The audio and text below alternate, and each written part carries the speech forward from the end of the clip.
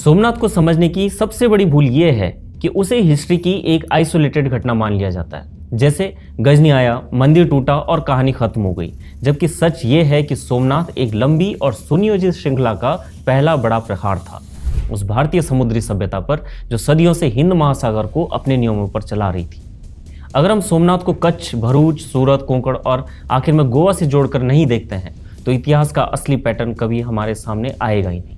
11वीं सदी से पहले भारत को केवल जमीन तक सीमित मानना उसके इतिहास को अधूरे पढ़ने जैसा है। भारत उस दौर में एक मैरीटाइम पावर विदाउट एम्पायर था, एक ऐसी समुद्री शक्ति जो उपनिवेश नहीं बनाती थी लेकिन महासागरों में मौजूद थी।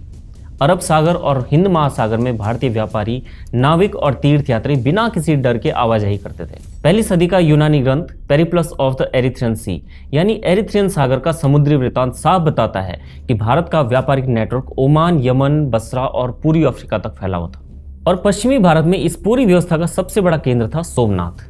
प्रभास पाटन का बंदरगाह हड़प्पा काल से एक्टिव था। रोमन साम्राज्य से लेकर पश्चिमी एशिया और अफ्रीका तक का व्यापार यहीं से ऑपरेट होता था।